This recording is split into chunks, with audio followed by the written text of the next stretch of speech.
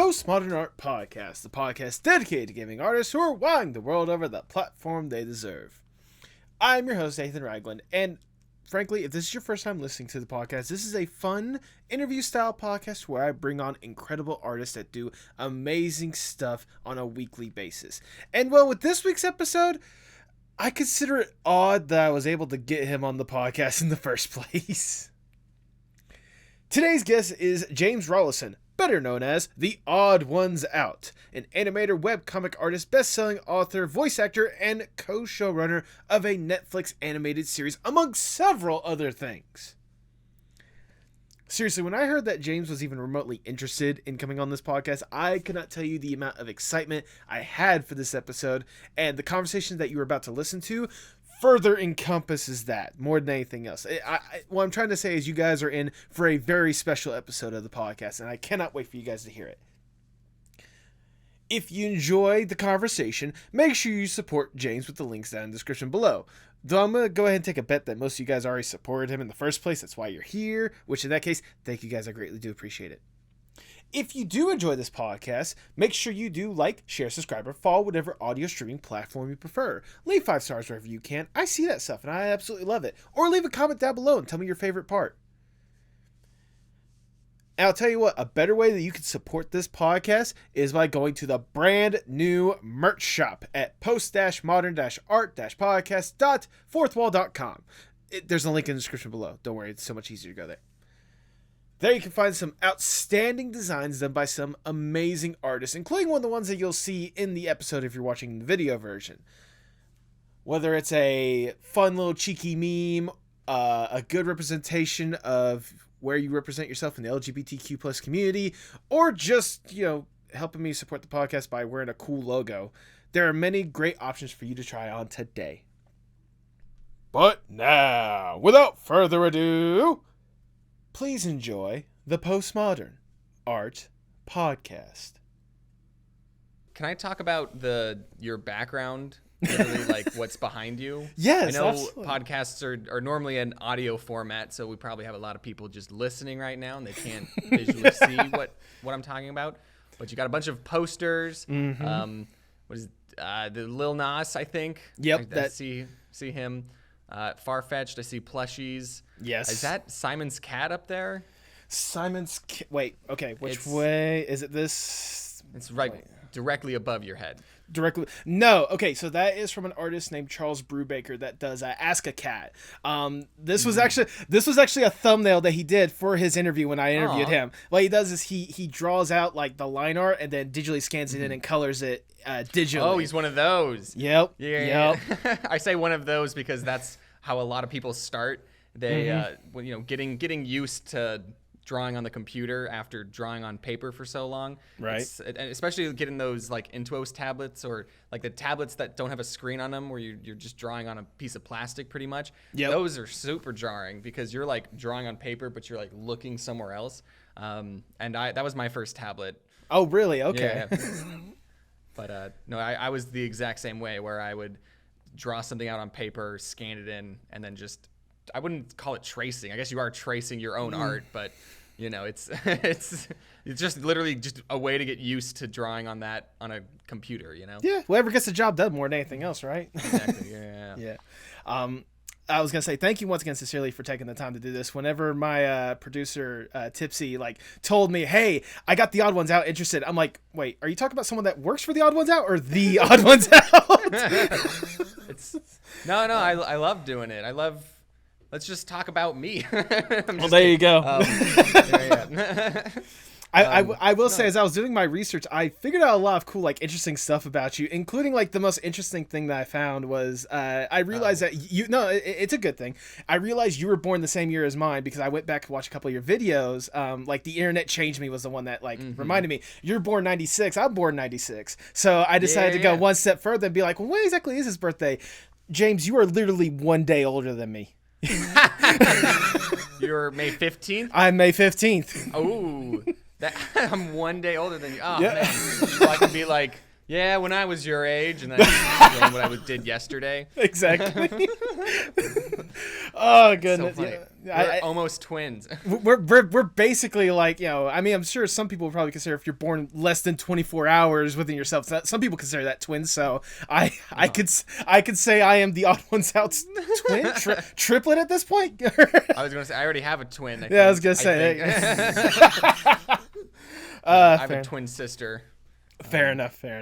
But once again, seriously, thank you for doing this right off the bat before we get going. Thanks for having me. Oh, absolutely. All right, James, before we really get going, I must ask the icebreaker question of the podcast, if I may. So do you know those books you made in elementary school? How did you know? I did research. How did you know? No, I'm just... You said it wrong, okay? It goes... So you know those books you made in elementary school? Right. No. What about those books, Nathan? What about them? I'm sure we'll touch upon them maybe later, but no, seriously, the icebreaker question that I do want to ask is, let's say you get to go to a deserted island on your own accords. It is just you alone with your thoughts. You get to kick back, relax, breathe, get to truly enjoy yourself for a little bit. With accommodations, you're not stranded on this island. It's like a little island paradise for you. Okay. So it's a deserted island with amenities. Yeah, exactly. Basically, like I said, a little island paradise just on your own. To help make sure you don't go completely insane on this island, you can bring one piece of media or one piece of art with you to help with whatever kind of headspace you want on this island. If given this opportunity, what would that one piece be? Ooh. Okay, so we're gonna stay on this topic for a really long time, just so you know. Okay. You mentioned one piece of media or art, like you're saying I could bring the Mona Lisa and just be like, yes, this will keep me entertained. You wouldn't be the first person to say that, honestly. Or it was Starry Nights. That's what the one piece the person would bring. Well, it's a silly thing because I wouldn't. The Starry Night, what's that going to do? It's going to keep me entertained for a couple of minutes. It's going to be cool. I won't have anyone to show it to, Fair. But when you say media, I can be video game, movie, book. Is that what we're getting at? Yeah, that's exactly all within that realm of possibility. Okay. Oh boy. Well, now I'm going to think really hard about this question, even though I know it's just an icebreaker question. Am I allowed to bring a how to make tiki drink DVD? And then I can also have all the ingredients to make tiki drinks. I mean, if that's what you want to bring, I'm not stopping you. Go for it. Okay, because I would love to, like, while I'm on this deserted island by myself with amenities for some reason, I would love to just learn how to make tiki drinks. And then just, get a bonfire going and then just taste all the pina coladas that I made.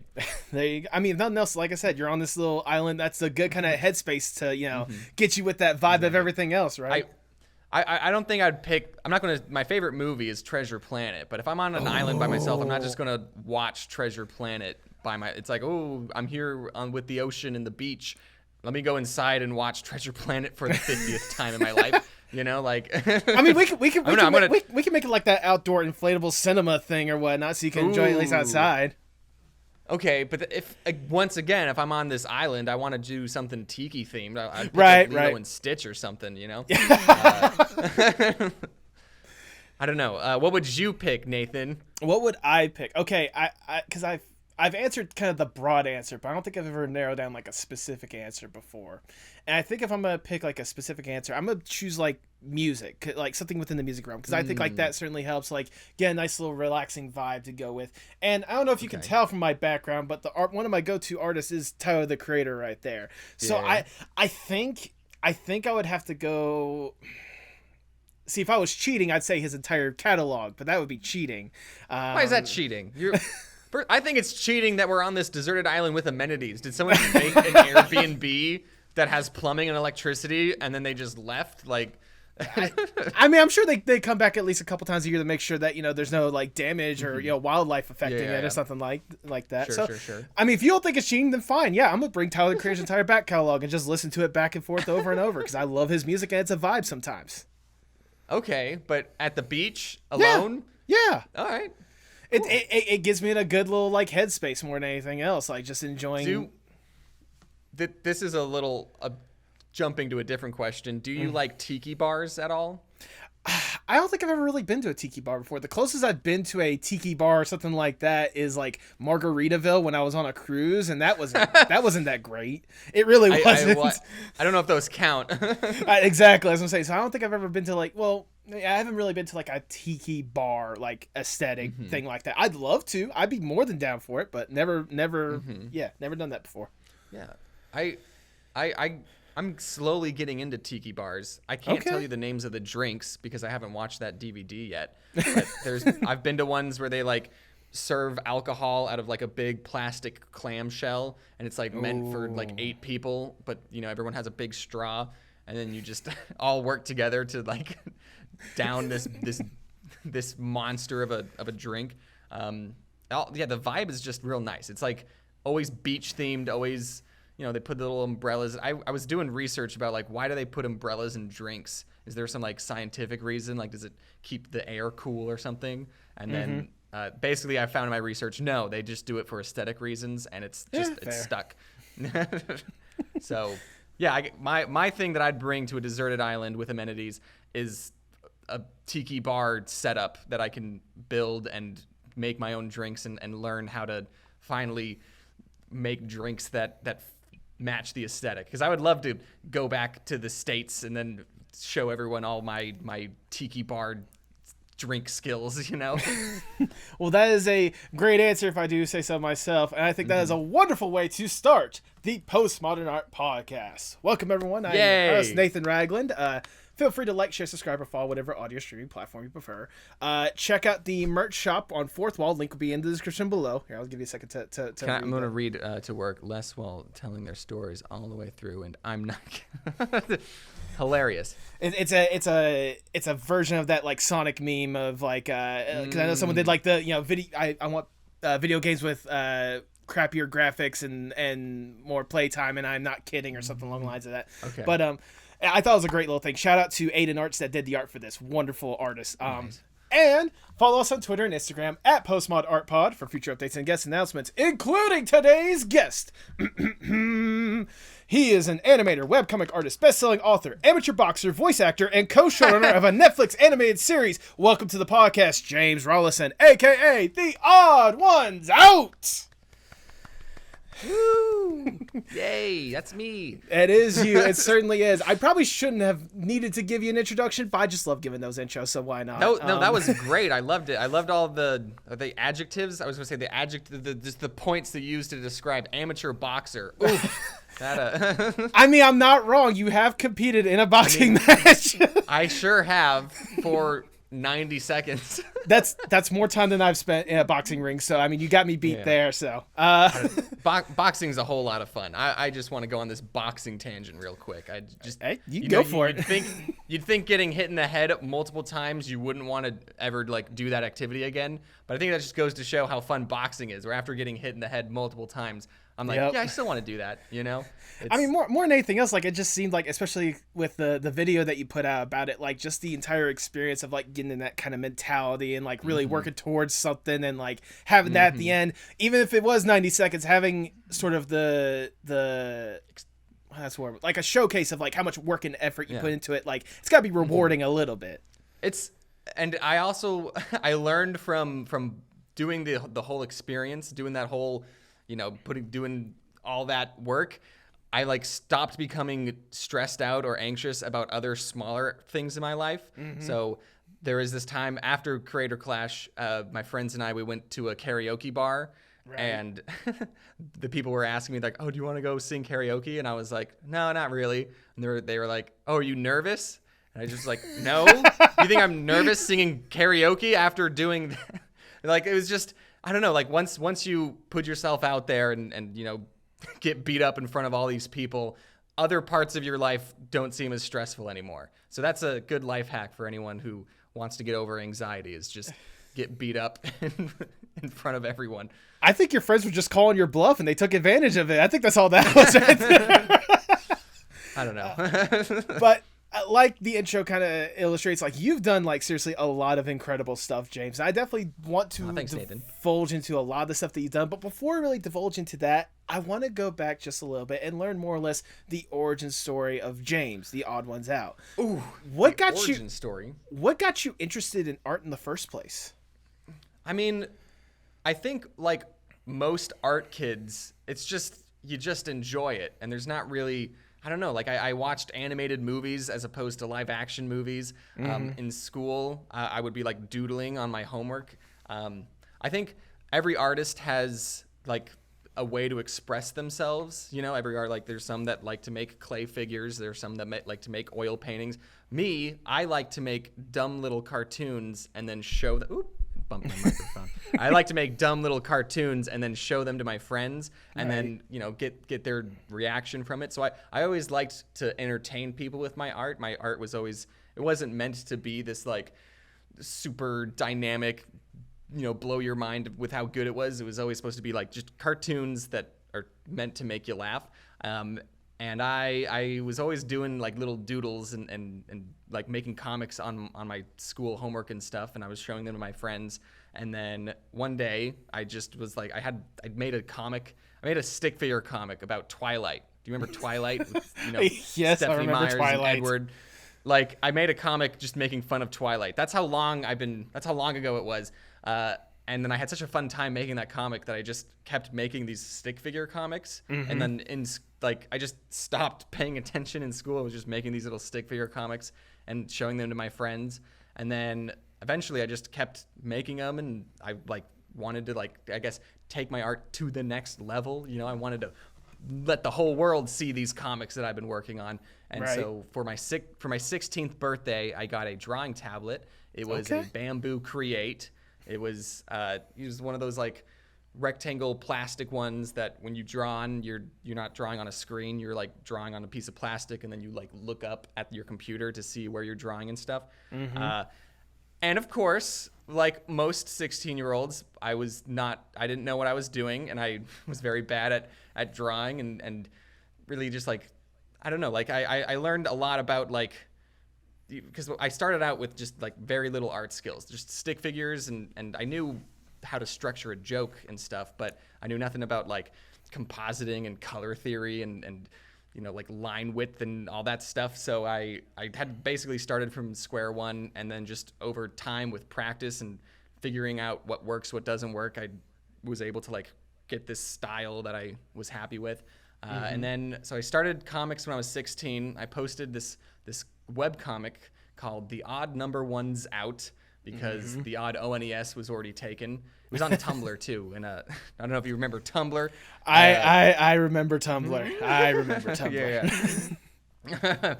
I just made these comics on Tumblr, and I was able to grow a somewhat sizable audience. It was like a couple thousand followers, which in high school I'm like, thought I was the big shot guy, you know. I was like, I remember, this is going to sound so conceited, but I had like 3,000 followers on Tumblr, and there were 3,000 kids in my high school, and I remember just like on one of the days I was just like looking at all the people walking around, just going like, wow, this is how many followers I have, this many, you know.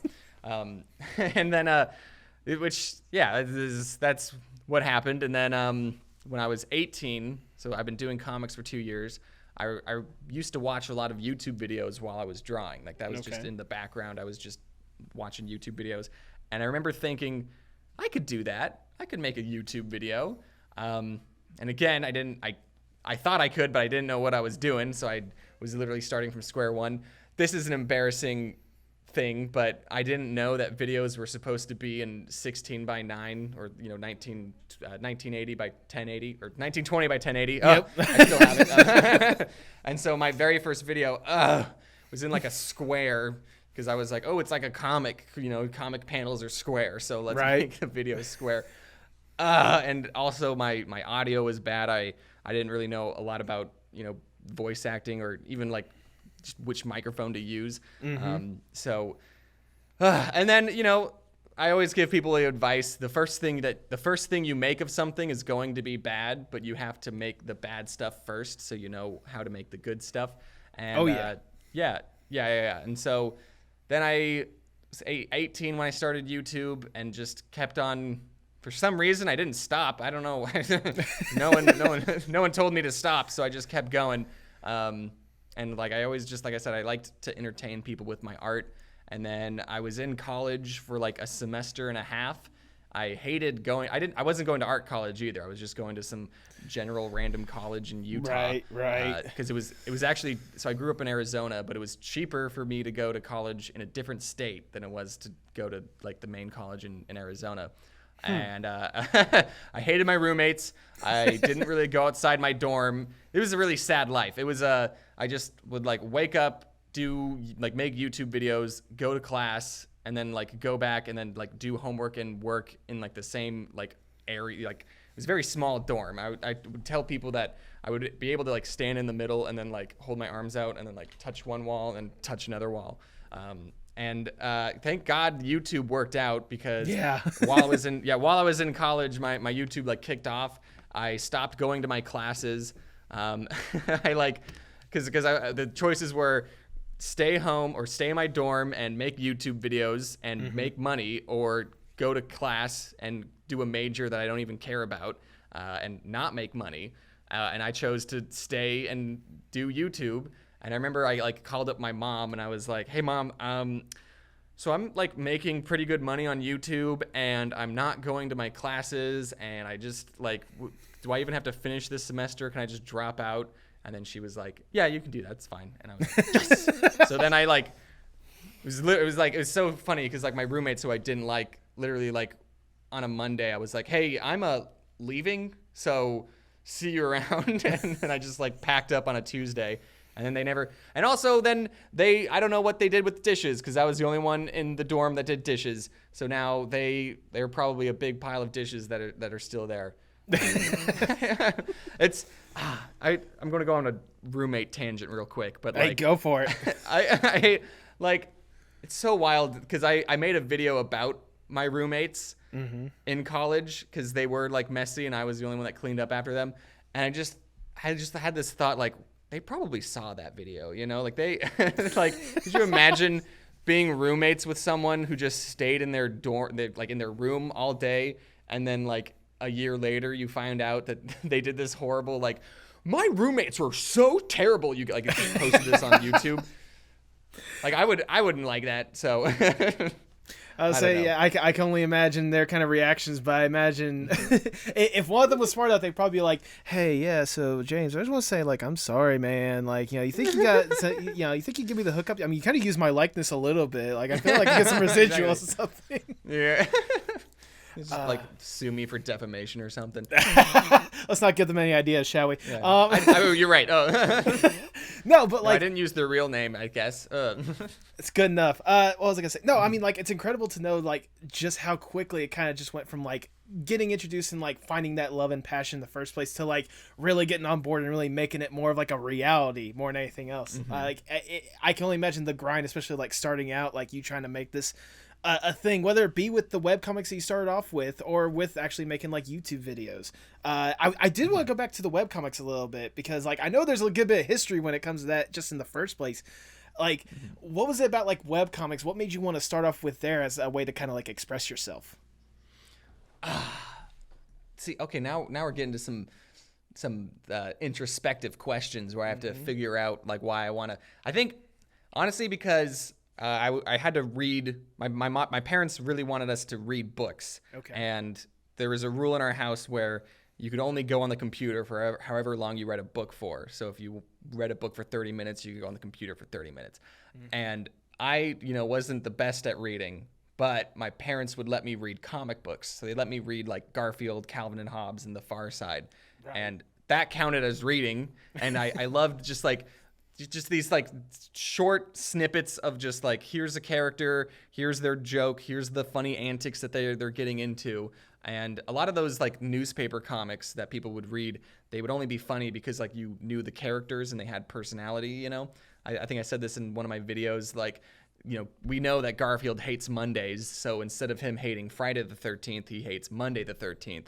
And that joke is only funny because of Garfield, So I when I like actually first started making webcomics, I tried making webcomics like that with a family that had characters with names and personalities.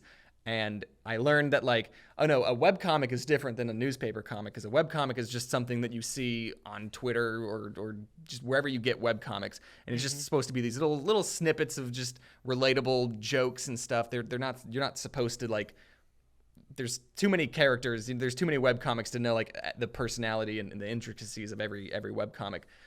So I started out with webcomics because I was like, this looks like fun, and I like to make little doodles and, you know, show people my art and stuff. And so I just started off with webcomics because that's just what I read growing up, and I like I said, I just like to entertain people with my art. It was always the goal with my art, was to entertain, not really to like draw like Picasso or Mona Lisa or anything. Right. And I mean, like, especially learning that, like, you know, the newspaper comics is what started off that like love and passion, and trying to understand the difference between that and web comics. Like, I can only imagine how much of a jarring experience it was to like have all these characters that you've invested time in, and then you post it online. It's like, oh wait, no, people that they have this when they're going on to webcomics, stuff like that. Correct me if I'm wrong, I believe that's why you eventually like sort of cut back when it comes to the details of how you drew your characters, to where you have the current, you know, marshmallow fluff, you know, blob that you have to represent yourself. Exactly. You mentioned like, oh, it must have been so hard, all these characters that you know put so much love and care into, and then you had to just take them away or whatever. I'm gonna be honest, Nathan, I didn't spend too much time with the characters. You know what? Valid, fair. What I did, it's so wild because these characters that I did, I'm using air quotes. I don't know if people could see me using air quotes. It was just a family of 3 boys, and I wanted them to be the wacky ones, the 3 boys. They were the weird. They were the odd ones out. Whoa! Gasp. That was then my name is based off of these characters that don't even exist anymore. Right. So basically, it's just a family of 3 boys, and then each boy had their own like personality. You know, there's the older brother, the middle brother, and the younger brother. For some reason, I made myself the younger brother, even though I was the middleest growing up. So. Oh yeah, no, same here. Yeah. But like I was just starting out. There was a lot of things I had to learn. You know, people don't read webcomics. Some do. Some might read webcomics for like the characters and the personality, but those are the people that are like going to your website and checking in every single day to see what's new. Right. But most of the time, webcomics are just, you see them on Twitter, you see them on Tumblr, and you know you get a laugh. You're like, oh, this reminds me of my friend Jessica. Jessica, check out this webcomic. Isn't it? This is so you know. But yeah, and I honestly didn't know how to make money off of webcomics. I guess I like most people, I just like wanted to see the number, you know, the amount of followers go up and just have that social clout and everything. Right. Now I'm like, where's the it's sad, but now I'm like, there's no money in it. Although I say that, but I'm doing webcomics again. Yep. I went full circle, and I'm making webcomics. The reason I'm doing webcomics again is because I'm so tired of thinking of a joke and then waiting 2 months to tell the joke.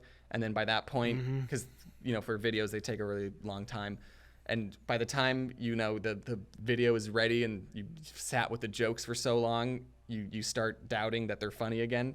You start being in this horrible cycle of just like, is this even funny? But that's just because you're so used to it.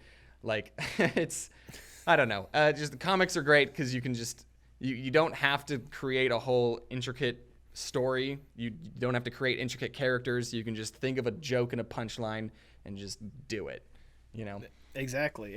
I have to wonder, like, because obviously, again, you started off with webcomics, so you probably have a good-sized catalog and stuff, and you've revisited webcomics. Do you have a personal webcomic that you created, like one that you think back, like, this was an incredible joke, and I cannot get enough of it no matter what? My favorite webcomic... Oh, this is I was not prepared to answer this question. I remember this isn't necessarily my favorite webcomic, but there was this one comic I did back in my Tumblr days.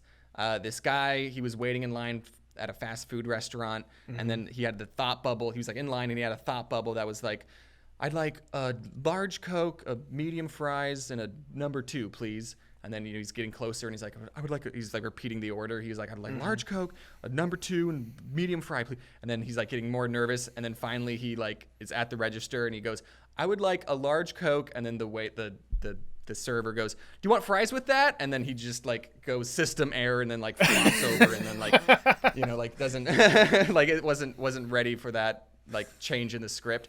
So I did that comic just about the anxieties of ordering food. But then, like, I remember seeing on Tumblr where people were, like, taking it and then, like, they were, like, actually, like, talking about, like, advice on, like, how to order food and, like, being anxious. And there was, like, all these servers coming out saying, like, yeah, they make us say that. I wish we didn't have to say that, but blah, blah, blah. Goodness. And then I remember, like, people were, they were taking the comic and they were, like giving genuine advice about, like, how to not feel anxious ordering food and, like, all these steps and stuff.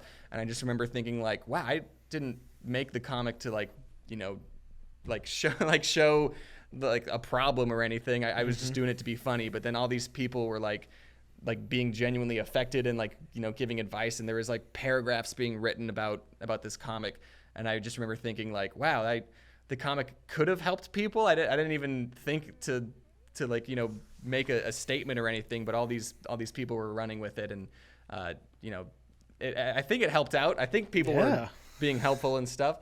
But yeah, that was a good one. I do remember the first comic that blew up. It was I had been doing it for doing comics for a long time. I tell people that I made 100 comics. I did 100 comics before I got 100 followers. So like I had been doing comics for a long time, getting very little traction. I did this one webcomic. This guy, he was like reading a book, and someone else goes, so do you like the book I loaned you? And then the second panel, he's just screaming. He's like, ah! And then the third panel, the guy goes, oh, you're at that part. Cause like, and then, so that was just the comic. And I guess that got shared around on book Tumblr, cause everyone liked that comic. I like got home from school one day. This is going to be so silly. Got home from school, went on to tumblr.com. I saw my comic had like 100,000 notes. And then like I literally like my back hit, I flew back into my chair. I hit the wall. I was like, like doing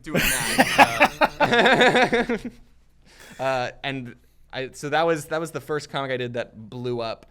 And then I got a couple hundred followers from that, so I had like just tripled my follower size pretty much.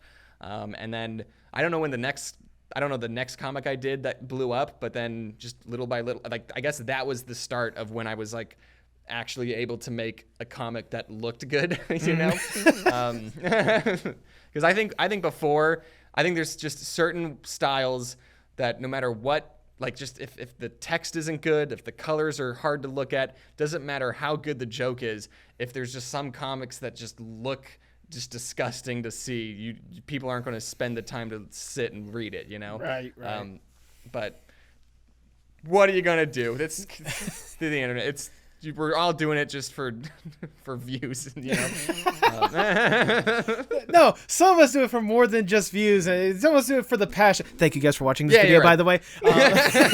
Be sure to check out the Patreon in the description. Yep, absolutely. But like, it's incredible to know, obviously, like having those like memorable comics, especially how it kind of blew up. And I imagine like, well, I don't want to say I imagine, but I'm wondering now, like, you have this like good, strong following that you developed when it comes to the webcomics. When did you decide you wanted to make that transition to animation and make that like your main focus? It's so funny. Okay, I'm sorry, I'm gonna be going on a rant for a bit. Go for it. I know that's how podcasts usually work, but when I started doing YouTube, I honestly wanted to make the videos like a moving comic. Okay. I wasn't trying to make this like 24 frame a second animation. I was just like, I'm gonna have my little avatar in the corner and he's gonna switch between poses, and then at certain parts I'm gonna like illustrate what he's talking about, and it's gonna be like a comic. It's gonna be like a little moving comic.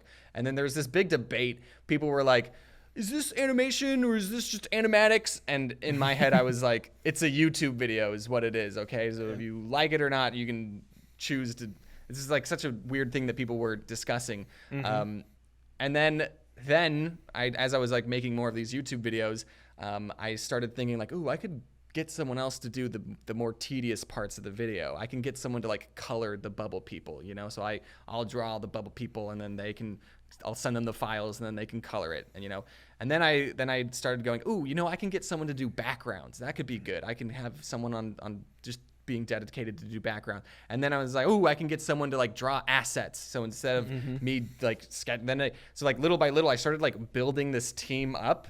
And then I got storyboarders, and then I got editors, and then what else did I got like people made a James rig out of Toon Boom, and then I had a rig team, and then like so I kept bringing people onto the team, and I think it wasn't for me to like do less work. What ended up happening is when I got more people on the team, I started like improving the quality of the videos. Right. And it still was the same amount of work, if not more work. And it didn't make the videos come out any faster. It just made the videos look nicer. And so little by little, I started like building this team up. I started building this animation pipeline without even realizing. And I had a pretty solid team, and now we're just doing videos, and I'm like I have the time and the budget and I've always wanted to like improve the quality of my videos, Right. So now we're at a point where like this is how it looks, and I'm trying to just always be improving the quality and stuff. So like I said, how did I get into animation? It kind of sort of just happened. Like I just I mean, whatever gets the job done, right? Exactly. Yeah. And then when I started working at Netflix and like doing stuff in the industry, right. I realized like, oh, they're doing the exact same thing I'm doing, just at a much bigger scale, Right. Like it was very, I had very little industry experience. But then like seeing the pipeline at Netflix, I was like, wait, this is the exact same thing I'm doing. Just they're just doing it at a bigger scale, at a more what's the word? Like they have a tighter team and tighter deadlines and stuff. I shouldn't say tighter. They had more like stern deadlines. Yeah. It was wild because Netflix, they would basically like once you like get all the scripts approved and everything, then it's like, all right, here's the whole deadline for the rest of the year. Like, all right, boards for this episode will be done this week. Boards for this episode, and like they basically had the whole thing scheduled out for like a year, and they like we could figure out if we were ahead of schedule or behind schedule, and it was a lot of fun, So. Yeah. I mean, I can only imagine, like, especially seeing just kind of the progress of it going from like you just doing it, by yourself in your college dorm to the point to where, again, you have a Netflix show to where you have entire masses of team working on this project to bring out to a wide audience and such. I did want to go back to those early days, like super quickly, because I can only imagine, especially like when you're on your own trying to do this by yourself, like it must have been, obviously it had to be like a bit of a struggle, like just getting this stuff out there, at least to a decent quality. Just how much of a struggle was it at first to really like produce what you would consider quality stuff? You say in the old days, quality stuff? Is that what you're saying? That's implying the old days was quality. I mean, I just gotta say, like, it's more animation than I've certainly done, and I can tell you right now, the especially the mic quality that you have with that first video alone, top notch, top of the business. What's stupid? I don't think I've said this in a video before, but my college had these like music rehearsal booths that you could. I don't know if you were supposed to rent them out. They were unlocked, and sometimes people would be like rehearsing musical instruments in there, and if they were, then I wouldn't. So I would use those booths to record my audio. I would like take my laptop and my mic and like this little like fold out foam thing, and so in the days where I was in college making YouTube videos, I would just record audio in that. And like I said, if someone was practicing their instrument, I would just have to come back at a different time.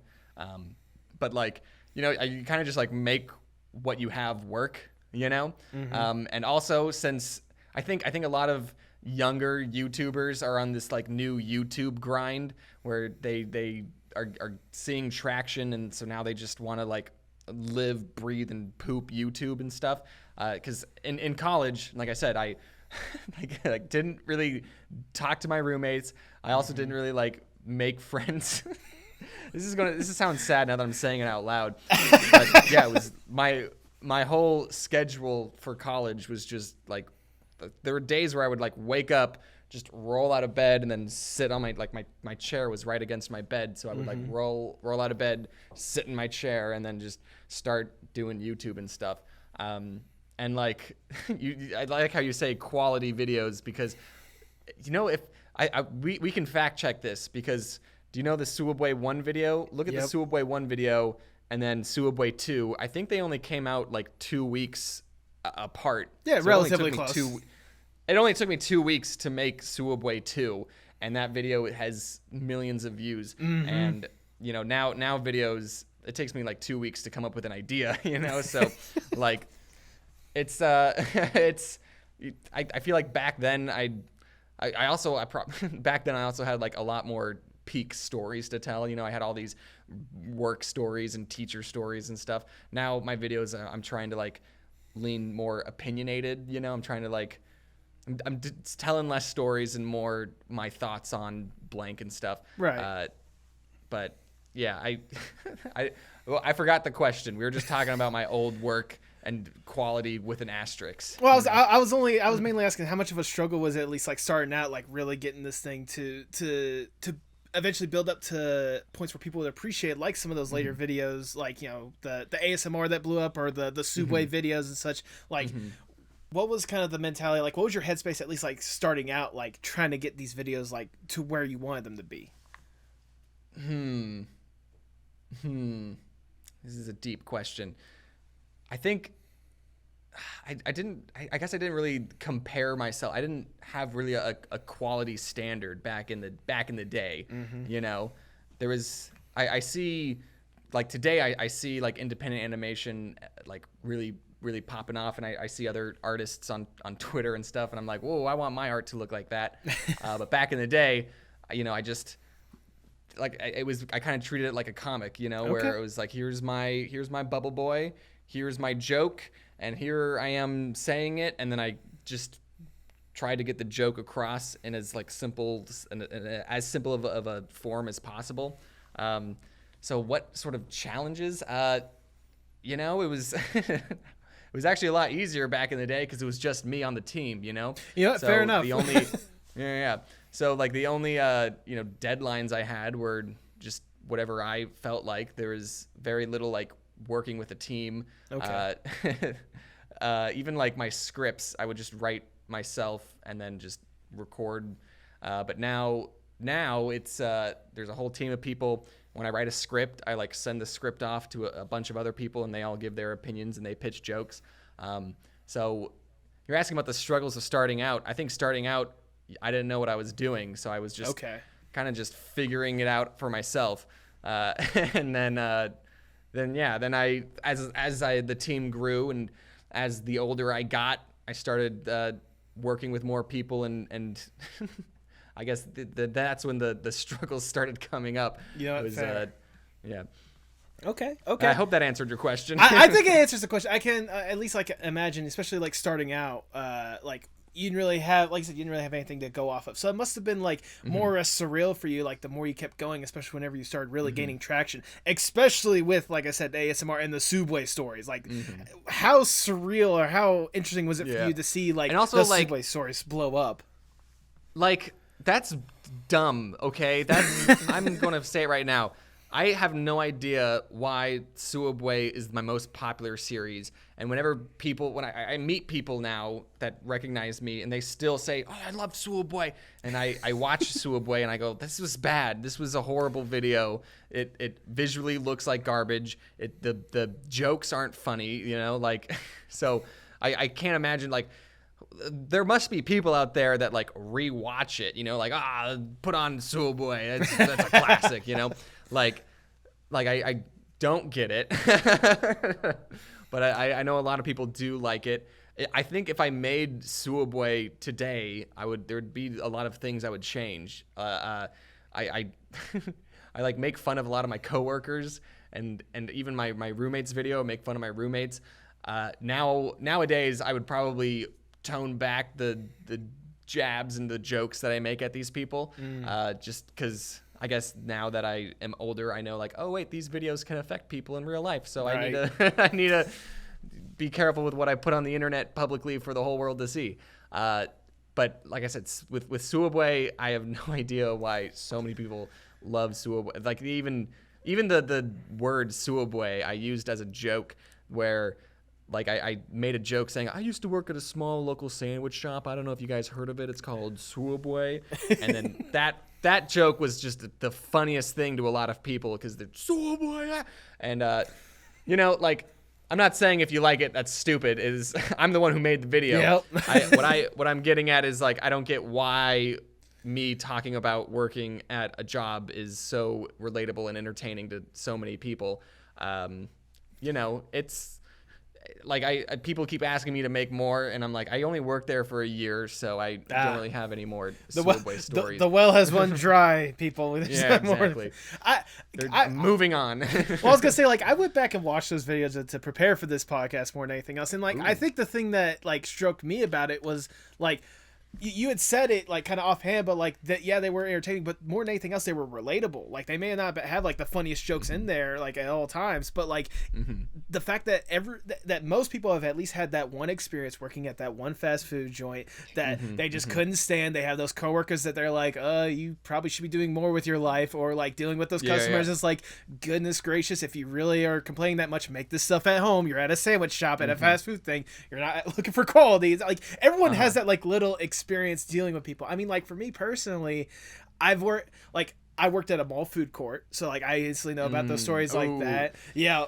I worked, the first job I ever had, I was a sign spinner for a pizza joint in Florida. Ooh, yeah. Outside in Florida? In Florida, yeah. And funny enough, I was actually fired from that job because did you not spin it fast enough? No, because I would call out of work because I was working 2 jobs at one point, and like I would call out from this workplace because obviously, you know, again, it's a sign spinning. I'm in Florida, it's hot, to go work at the mall food court because air conditioning. I love air conditioning. Okay, and then I was stupid, enough that whenever I went back to that workplace, I would be like, oh yeah, no, they need someone, so I just called out here to go work over there.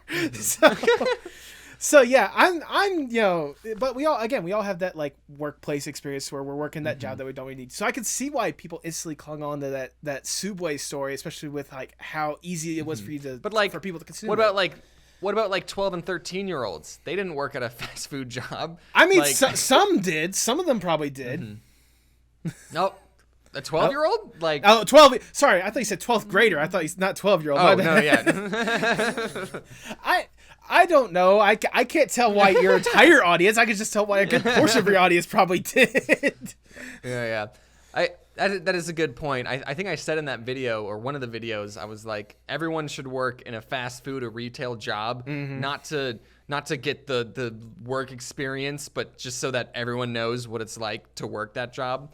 And I still stand by it. I think even if you like come from a super rich family or whatever, you should still like have to do a fast food or retail job just so you are more patient and understanding when you're, you know, ordering a burger from someplace. Yeah. But I imagine, especially after you started like gaining that traction, just kind of, you know, especially, and as you started to amass that team that you were talking about beforehand, like the quality more or less, like you said, gone up, even if the work was the same, if not a lot more than anything else.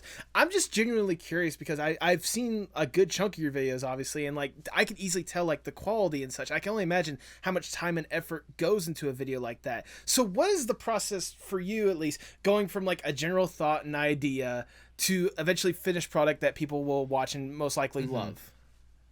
So what I've learned, I'm still doing a lot of drawing, but like the more people that are on your team. All right, this is going to be a long rant. I think people think that when you have 20 people on the team, what you do, they think that you do 1/20th of the work, and then just everyone just like takes out a chunk, and then they all do a 1/20th amount of the work, and then now the video is all done. That is not at all what happens. When you have like 20 people on your team, then you just times the quality by 20, and then you have to like work with the team and get people to make sure everyone's like doing their job and everyone's assigned stuff. So what I do is I have storyboarders. So I send them audio of of myself of the script. I'll sometimes give them notes of like, this is what I'm thinking for this scene. This is like if I like say something, like make a joke in the audio and I'm referencing something, then I'll be like, this is what I'm referencing, blah blah blah. And I usually give notes, but a lot of times I'm just sort of like, think of an idea, you know. And then the storyboarders will come back. Me and the production manager will watch the storyboards. We'll see if we like them. If we need to change anything, we'll give them reboard notes. But then once we get the storyboards, then we basically break everything up into shots. And then now we have to like figure it. Like we get to the stage of like, all right, here's the storyboard. How do we get this thing made? You know? So we go through all the storyboards and we're like, all right, we're going to need a new background for this shot. We're going to need a new background for this shot. This background, we can reuse this old background. And this background, we can, you know, use this other background from another video and just horizontally flip it. So we just like we do that for backgrounds. And then we have to like assign out like, all right, this background artist, you do this background and this Usually what I do is I give out all the assignments on Monday and then I want people to turn it in by Friday. So that's just sort of just an easy system of like, all right, new week, new assignments, and then just finish it by the end of the week and then, you know, take weekends off because that's just how people are. Right. And then, so that's just for backgrounds. Then we also do the same thing for assets. Let's say, you know, James is like wearing headphones in one of the shots. Now we need someone to design and draw all those headphones. Let's say there's, you know, like James is eating an apple and he like we have to get someone to design an apple and then we have to design an apple with a bite taken out of it. And then there are certain shots where I'm like, all right, I can draw all the Jameses here. Or we can get like a 2D animator to like, you know, animate this shot, or we can get someone from the rig team to rig up this shot. Do I have to explain what a rig is? No, I would like to hope my audience would understand what a rig is. Yeah. And so like, you know, we basically like break down, we call out all the things that need to be done. Like, how do we get each of these shots made? A lot of times, like, this is sad, but like most of my job is like drawing bubble people still, because bubble people, they're such a simple character design, but they're really hard to get right. Like you can tell when another person draws a bubble. Like there's been so many shots that like the bubble people just don't look right. So what I do is I'll basically like sketch out all the key poses of a bubble person. And I sketch out the key poses, but then Julia, the production manager, draws all the hands. I don't know if you've seen the hands that are in my videos. That's all thanks to the production manager, Julia. Julia draws these like really detailed, like thick hands, which I love because there's this, it's just so funny, this simple character design with just the beefiest, anatomically correct fingers. So those are all thanks to Julia. So thank you, Julia. So I'll sketch out the key poses, and then the animators they'll send me like rough animation, and then I'll give notes on that. So like I said, the more the higher up, the more you delegate, the less you draw. You know, so I'm spending all this time like delegating and assigning work, and then I'm giving notes. You know, people. If someone like sends in a rough animation and I'm like, oh, this arm needs to be tweaked a little bit, then I have to like draw over, and because you know, I could probably like send you something that like a before and after of like how I like give notes and stuff. Okay. So that's the process, and then when it's all done, then I kind of, me and this other editor named Zaid, we both like we're the ones that kind of like put everything together, because like once you get the backgrounds and the animations and everything, you still have to like be like, all right, this background goes here, and then this animation goes here. You have to like edit it all together, composite it, if you will. And then by that point, 2 months have gone by. You don't think the video's funny anymore. You're second guessing everything, and then you post it, and then you repeat the process all over again. So there you go. And that's how to make drawings move. Yep, there you go. So if there's anyone out there wondering why James doesn't post more videos, that's why. It is a whole process with several people involved and several different things going on there. So be patient. And it's like working in the industry too has like shown me just like how many like meetings and hours get spent just for the tiniest tweaks. You know, like we'll be watching a shot or watching a scene, and then someone will be like, oh, those shoes are red, can we get them blue? And now it's someone's whole job to like, go through every single shot, change the color of the shoes from red to blue, and then do that like for 30 different shots. And then now we look at them and then go, oh yeah, they do look better blue. Like there's just so much work that people don't see behind the scenes, you know, like the people always are telling me like, oh, James, there's so many people on your YouTube team. It's like 26 people. And I'm like, if you're impressed by that, look at how many people are on the credits for the Netflix show. You know, there's just like probably like almost like 60, I'd say, like different people that are all working on you know, the just to get a Netflix animation done. And like it's a process. It's a long time. Like with Netflix, like things were like scheduled out by week, if that makes it. Like they, you know, they're like, oh, did you get this shot done? Oh no, I didn't. I'll get it done next week. And I just remember being like, next week, because on YouTube things go so much faster, you know. Right. So it's fun. It's like I said, that's how you make pictures move. And now I'm at a point in my life where I'm just like, just be happy that pictures move. Yep. Okay, everyone. Like if like everyone, to be fair, I haven't seen Velma, but everyone was like dunking on Velma, and I was like, it looks amazing though, you fellas. Like come on, like doesn't it, the art style is great. Like I said, I haven't seen it though, so I shouldn't be speaking about it. I mean, looks and contents are two different things, but we can at least all agree it looked great. It really did. And the fact was just like, a lot of people worked hard on this, okay? So be nice. But I haven't even watched it, so. Fair enough. Well, I was going to say, like, you know, since you are on this topic when it comes to the Netflix stuff, I did want to touch upon that. Obviously, like I said in the intro, you were the co-showrunner for your own Netflix series, Oddballs. Thank you.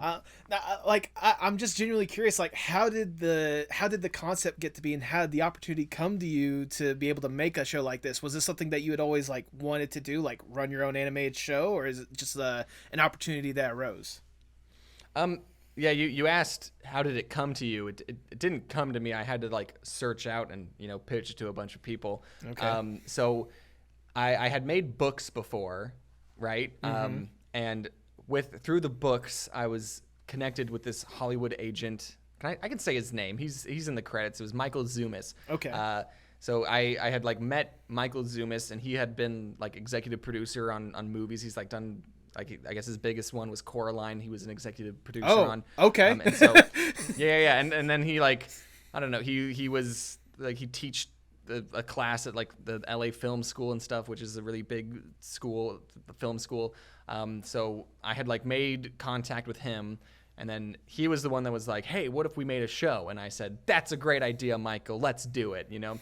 So there was never, it sounds bad, there was never like this idea in my head of like, this is a story I must tell. It was sort of like, yeah, this seems like a good idea. Let's do it. So then we found another TV writer named Ethan Banville. And then me and him together, we created this show. It wasn't called Oddballs at first, but we created a show about a boy who moved into this new town with all these it was like a desert theme, and there was all these like science experiments, and there was an underground lab and everything.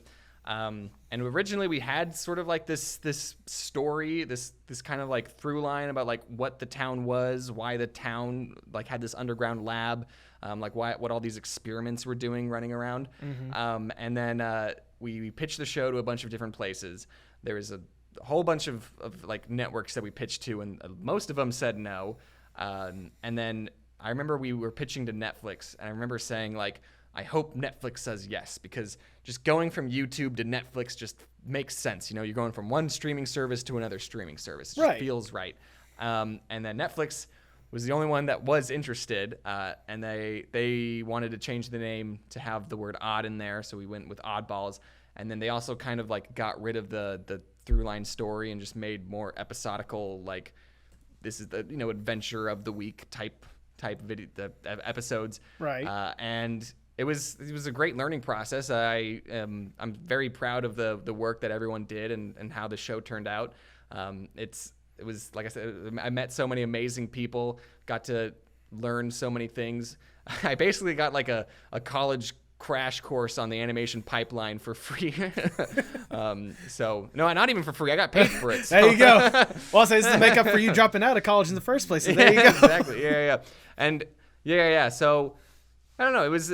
I don't want to say like, yeah, it was a really nice experience, because like that's a lot of people's like end goal, big dream and I was able to just do it before I turned 27. Like. It was a really, really big accomplishment. Even seeing Bubble Boy like on Netflix, it's just so wild that like this character that I came up with, in my bedroom in college, like is now this big character can be on both YouTube and Netflix. It's amazing. I mean, so, it's pat myself on the back. There you go. I was gonna say, like, obviously, like, it's something that I know a lot of people like achieve for more than anything else. I imagine it had to be at least a bit of a learning experience for you, going from like working for yourself, putting out the stuff that you want to work out, to basically working for execs, trying to both create your vision out there, but also like work around the parameters that they kind of wanted to see with their vision. Oh, 100%. Yeah, that was, so I don't want to say a slap in the face, but like, you're so used to on YouTube, just you being the final boss, and you basically making whatever you want to make, pretty much.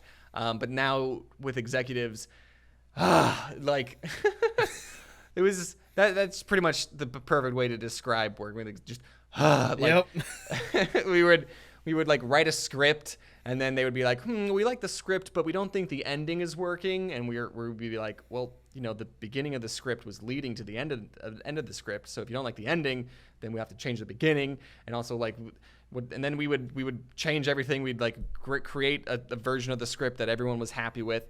Then we would go to storyboards, and then they would go, this ending's still not working. And we're like, but you approved the script, so what's going on? So there was just like this like not really efficient way of making the cartoons. There was like all these back and forths and going back and changing things and stuff. And then at that point, then you really don't know, is this funny anymore? Because you've like changed the story so many times.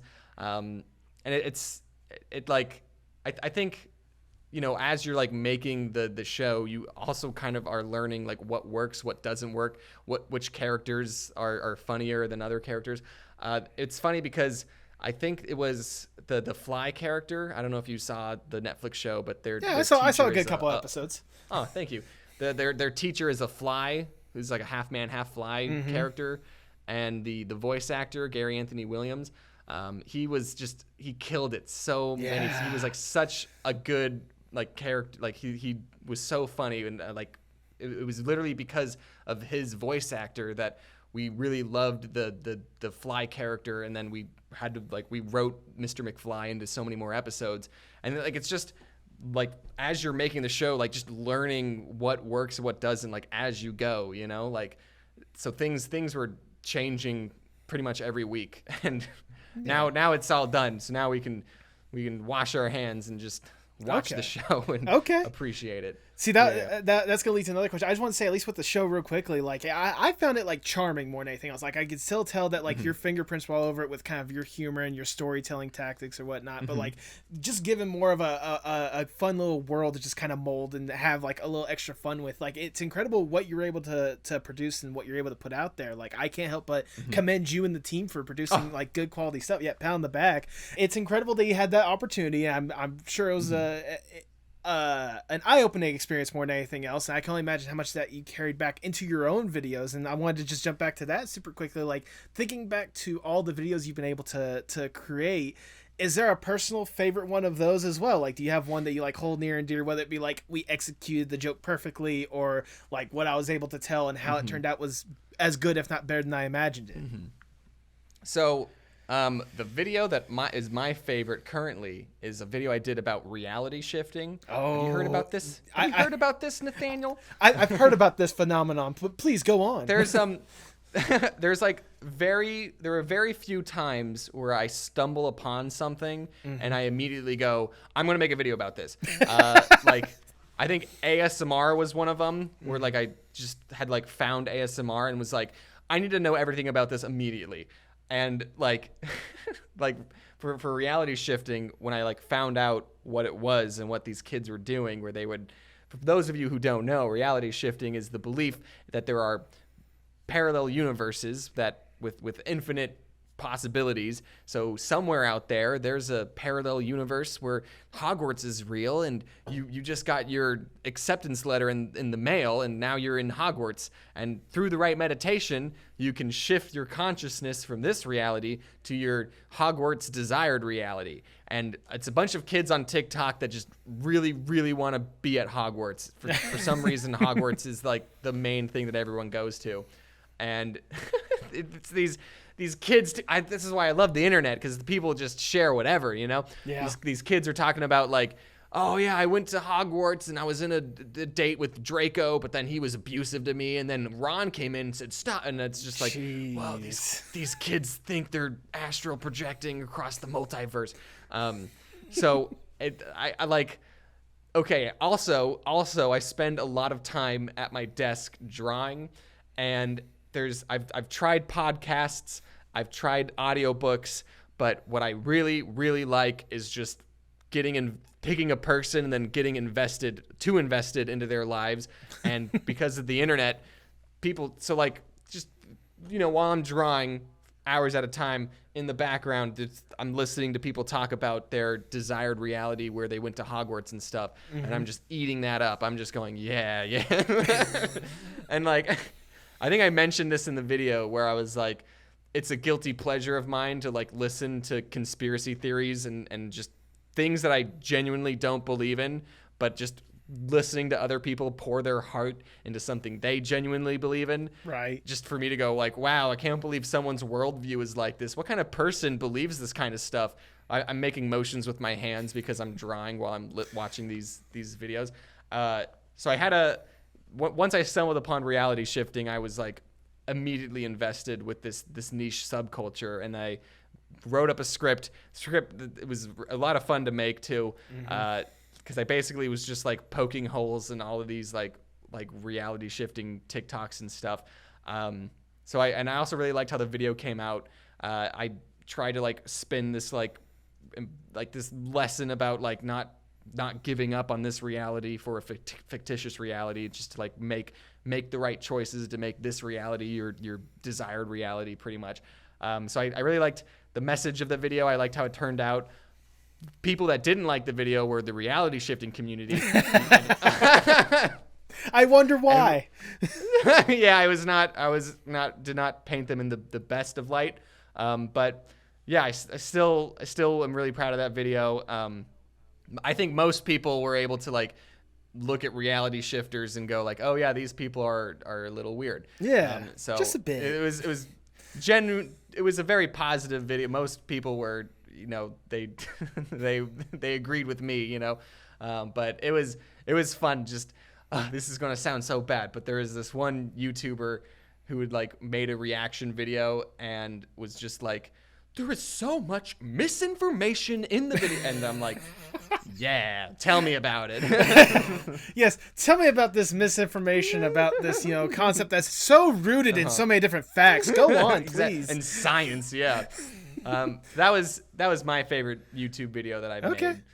Yeah, I'll be honest with you, because I wanted to at least list like I have two of my personal favorites of yours real quickly. Like one of them has got to be sooubway? No, actually, like sooubway is good, yes, but like the two personal favorite ones is your experience with the Mr. Beast Battle Royale. Just like how you got like everyone involved with that as well, and like some of the jokes, like, you know, poking a little fun at Logan Paul, which he eventually got back to you when you appeared on his podcast. But like, you watched that podcast? Yeah, I watched that. Well, I listened to that podcast, so yeah. Nice. I also listened to, what was it? The Create Unknown. That was a really good podcast. Right there. Yeah. That was like those hosts really well done. If you've not listened to them, please do. It was that one, and then your most recent video, the Bluey video. Like I absolutely loved it. Like the charm, you definitely like nailed the aesthetic of Bluey, and like understanding like just how like invested that show is or whatnot. Like I really love the effort you put into that video. Yeah, Bluey is very good. I'm very happy with how the Bluey video turned out. It was a lot longer than my normal videos, and don't tell anyone this, but I'm kind of like experimenting with like videos that are like 12 plus minutes long and stuff.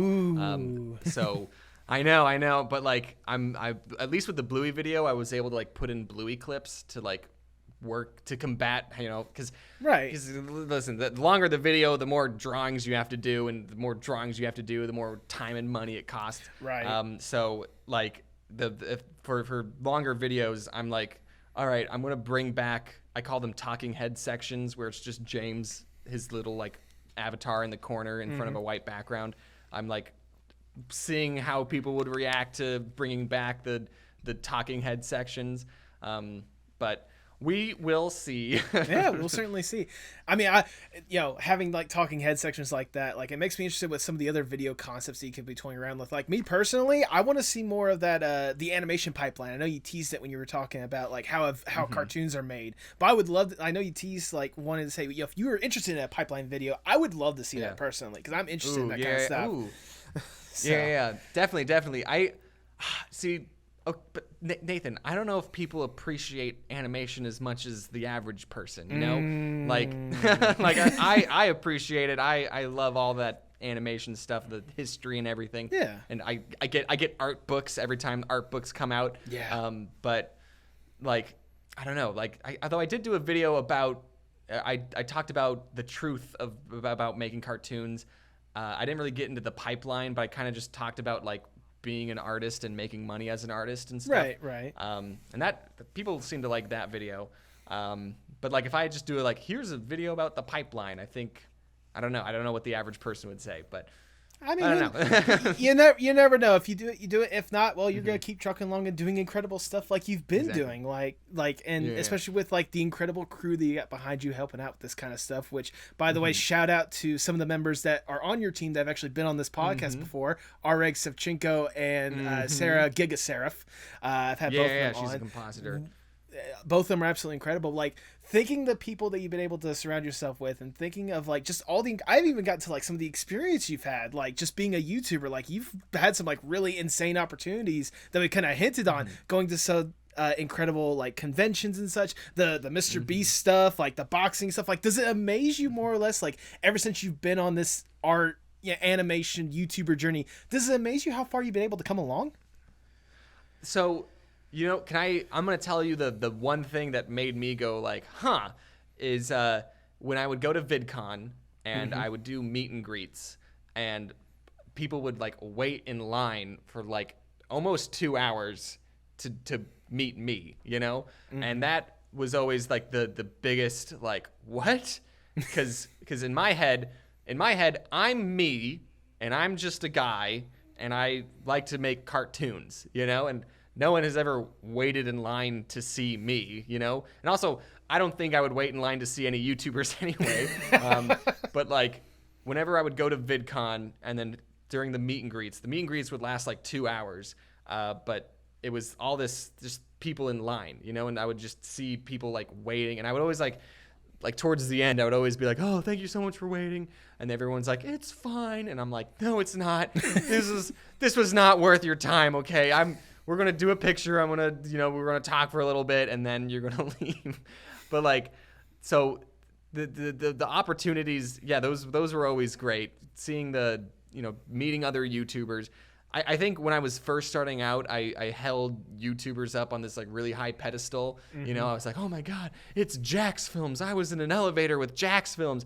And then as I like kept doing YouTube and I met more YouTubers, I learned like, oh, you make videos in your bedroom?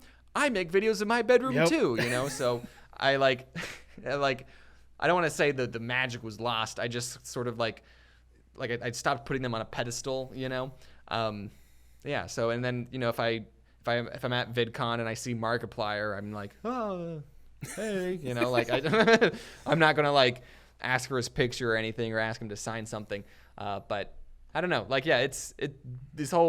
my life would have been totally different if YouTube didn't work out. I would be a math teacher. I wouldn't know any cool people, I wouldn't be doing this podcast with you, Nathan, so thank you.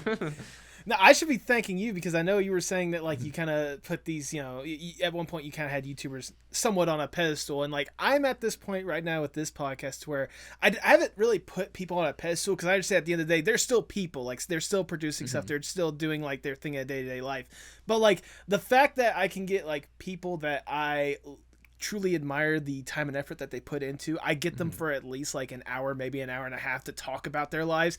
That stuff still hits me. That stuff is like super surreal. I could not tell you how nervous I was before I hopped into this call, James. Oh, thanks, Nathan.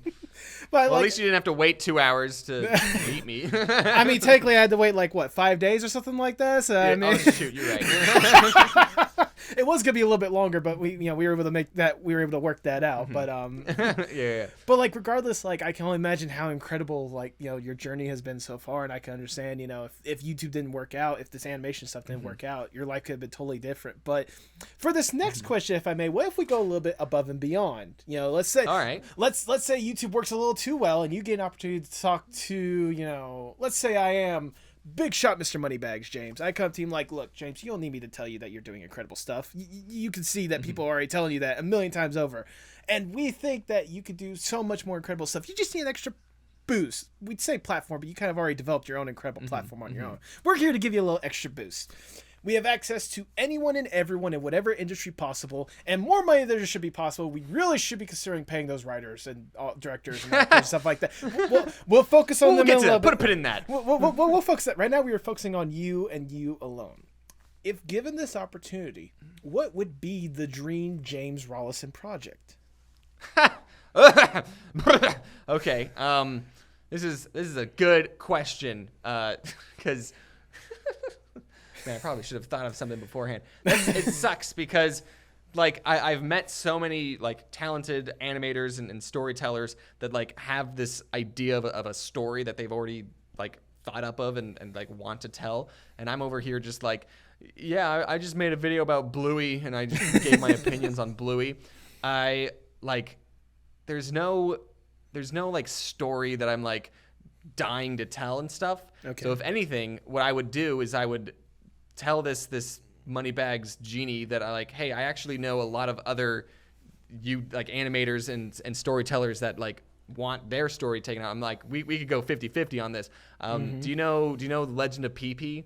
Yes, I know Legend of Pee-Pee. Yeah, oh my god, I've been wanting to have that director on this podcast so badly.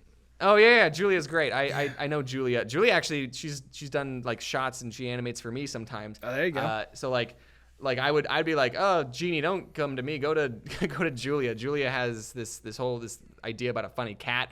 I don't know. I guess I would tell the genie like, hey, let's do this. Let's be a producer on this other animated project. Okay. I don't know. Like the problem is I have this idea. So okay, but now we've known each other quite a long time, Nathan. We've known each other for quite a bit. Yeah, exactly. We're going into some personal territory here, but I was raised Mormon, right? So super religious household, and I'm not really that anymore. And I like had this idea of a character like growing up in like a Mormon-y religion and stuff.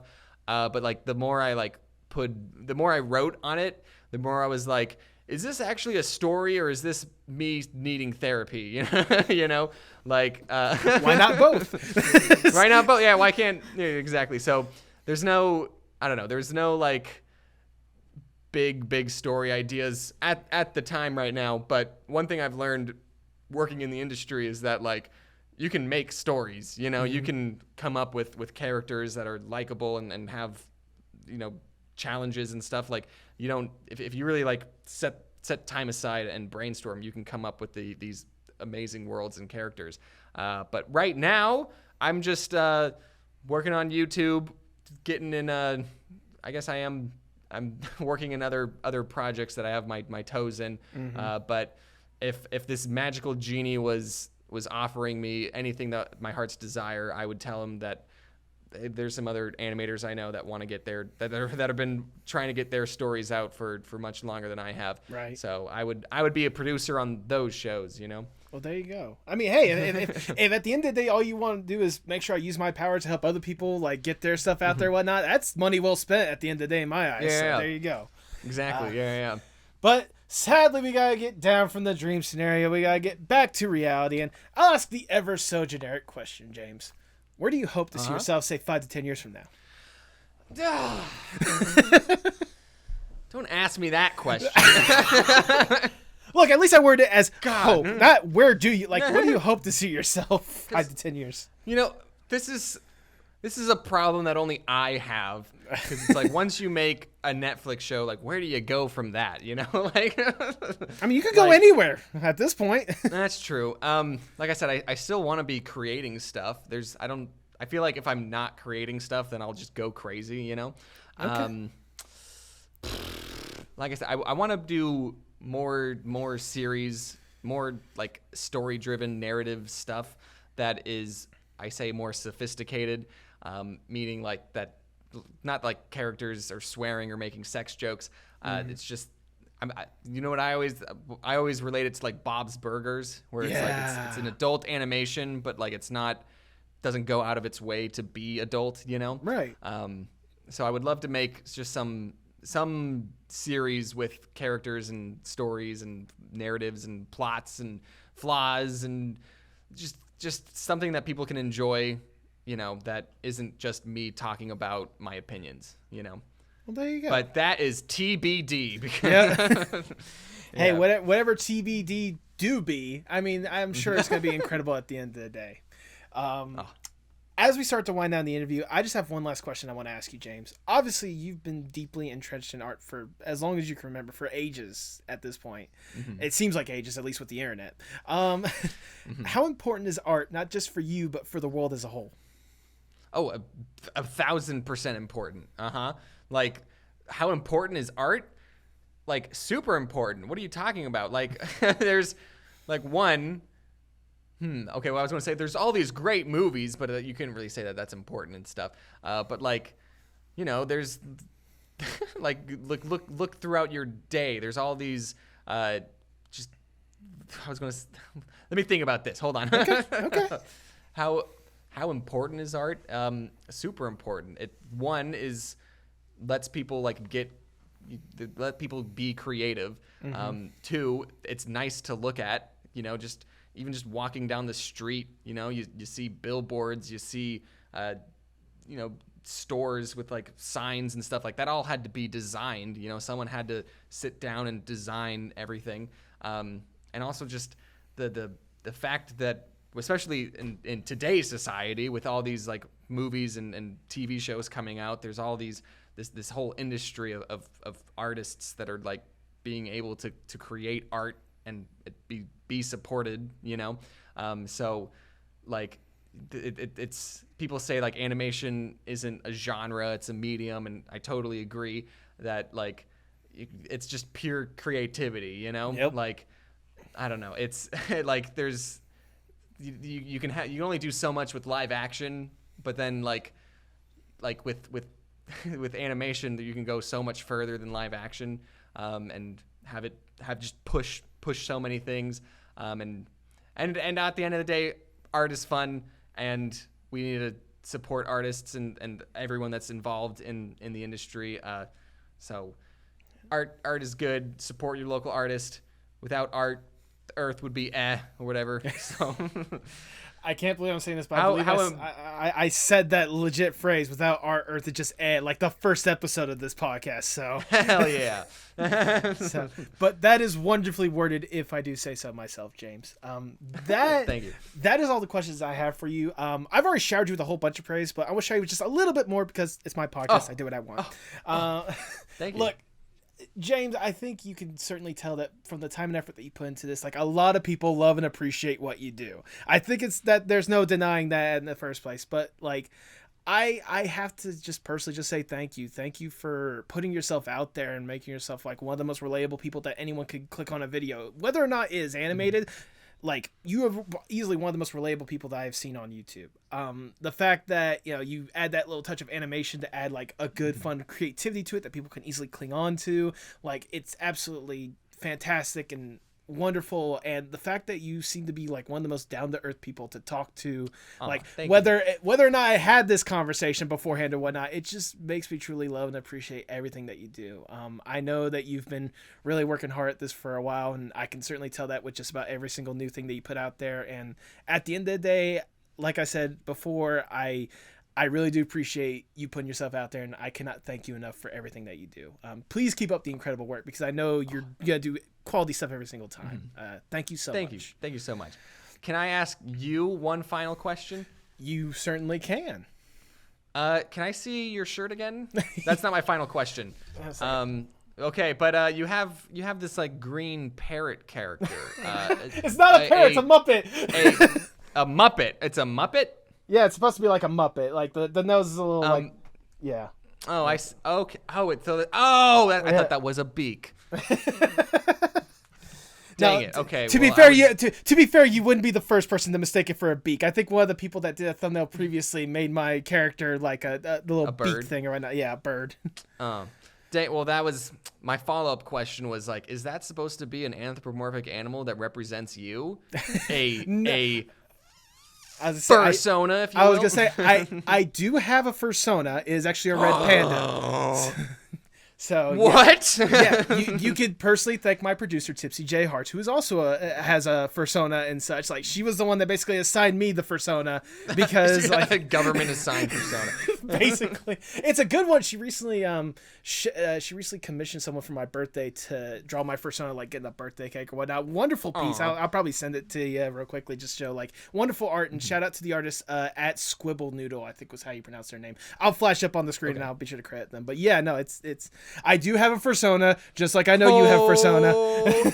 What? I don't know what you're talking about. Look, I've seen the videos and I listened to the Create Unknown podcast where you had fully just admitted you're a furry. Okay, that's not a secret anymore. I know. I was gonna say, if you have a fursona, then you're a furry. Okay, stop denying it. Just fall into the trenches with us. Okay, you know you could be dancing this line for so long, but if you have a fursona, that's stupid. You're a furry. You know what? I haven't fully admitted that I'm a furry, but you know what? Like, I'll at least like embrace it when the opportunity arises. I'm not like, it's not my go-to, but I'll embrace it when the opportunity arises. Well, but you literally got furry art for your birthday, but okay. I didn't pay for the art. It was my producer that paid for the art. Okay. But it's still furry art. Okay. Sorry, I derailed. You're good, honestly. It's wonderful to have this little bit at the end. But if people want to see your furry persona, or if people just want to see your incredible art and stuff like that, go ahead and plug yourself for the people at home. I mean, I don't post my furry art on my Twitter, but yeah, follow me on Twitter at TheOdd1sOut. My YouTube, it's called TheOdd1sOut. My Instagram's TheOdd1sOut. My TikTok is different. I need to change my name on TikTok. I still haven't done that. It's like TheOdd1sOut out or something. Interesting. Anyway, yeah, but who plugs TikTok anymore? Yeah, just TheOdd1sOut everywhere. You know, I don't know why you listen to this whole podcast without knowing. Look, I'm gonna be honest. Like, I'm almost banking that my subscriber base is gonna be growing just because I have this episode. Okay, so I figure most people will be coming from your channel anyway. It's just common courtesy more than anything else. Yeah. I'm just still waiting for you to produce your own podcast and call it the TheOdd1sOut. But you know, that's just my own personal thing. That's good. Yeah. I'm trying to think of other names, but like Odd Listen, Odd Watch. I don't know. Yeah. I mean, just simply Oddcast. I mean, that's not too bad right there. Oddcast. There you go. Do you have any final words before we sign off? Thanks for having me. Don't wear your seatbelt. There we go. That should have been my last word. Wear your seatbelt. Wear your seatbelt. That's a wonderful way to word it. And with that, all I have left to say is for the people at home, hasta luego, mi amigos. Thank you. Bye-bye. Tell me what's wrong. Tell me it's parts in motion. Sing me a song. Tell me your eyes can all open. Show me it all. Put me up in the car. You go when.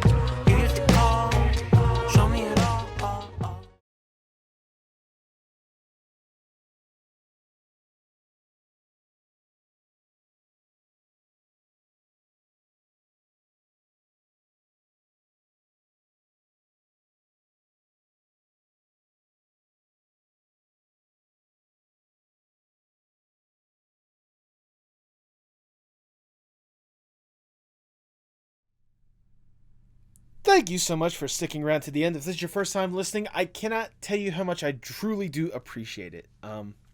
Like I said at the beginning of this episode, I genuinely did not expect to have James on the podcast anytime soon. I was very grateful to have some connections. Shout out to REG for making this connection possible and making this interview a reality. And thank you, Tipsy, for also leading the charge on making that a reality as well. Now, like, genuinely, like, this was one of those guests that it almost seems surreal to kind of talk to a guest like this. Considering all that James has done, the kind of stuff that he's kind of led the charge on, the fun memories that he has led so many people to have in one way or another.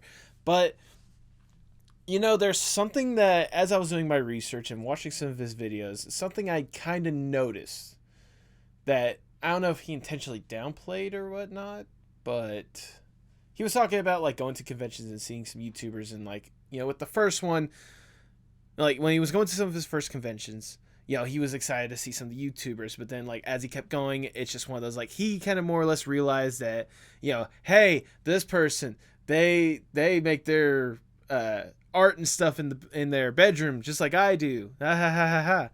And, like, yeah, you know what? Honestly, that's true. That's honestly the long and the short of it. I think I'm still in that kind of, at least for me personally, I'm still in that kind of stage to where it's all kind of just like, wow, I get to talk to such and such, or wow, I get to meet such and such. I just hope I never get to that point to where it's just kind of like, okay, so I get to talk to this person. They do art. Okay, awesome. No. Like, at the end of the day, I still recognize that the person that I'm talking to is a human being that goes through probably a lot of similar things that I go through on a daily basis, but I still have that kind of excitement and wonder that I have whenever I get to talk to incredible guests, and today's guest is certainly no exception to that. By the way, James, if you've gotten up to this point, thank you so much for everything that you did to help out this episode. I cannot tell you how much I appreciate from the bottom of my heart. The fact that you took out the time to do this, the fact that you recorded your audio and sent it to me, it truly means a lot. And at the end of the day, I sincerely hope this is not the only time we get to talk, meet up. You know, I'm hoping to eventually get to a point to where I can go to conventions. Maybe I'll see you at Future VidCon. Who knows? But until then, I'm going to still keep moving forward. And I'm still going to be talking to incredible artists such as James and such like some of the previous ones. So if this is the first time you're listening to the podcast, please do me a huge favor. I know I said in the beginning, but make sure you like, share, subscribe. Make sure you subscribe. And go back and check out some of the episodes that I've previously offered. I mean, I don't know how you perceive of me as a host, but I sincerely hope that this is a good sample of some of the other guests you might be interested in. Seriously, every single guest I've had on this podcast has been an honor and a treat to talk to. And I sincerely hope you guys take the time to go back and listen to some of these incredible conversations and show some of those artists that love as well. I am truly honored and blessed to be where I am with this podcast right now. And I sincerely hope that for those that, again, if this is your first time listening, you would show that support, not just for this episode, but for previous episodes and episodes going forward. Because I still want to do some incredible conversations. I want to keep talking to incredible people, and your support would greatly mean the world to me if you keep showing that love and support. And not just for me, but for other people, both the other artists and the other people that we have in this community. Be a part of this community, show that love and support, and let's bring everyone up. You know, rising tide rises all ships. So let's bring everyone up in this community and showcase that love and support for each other.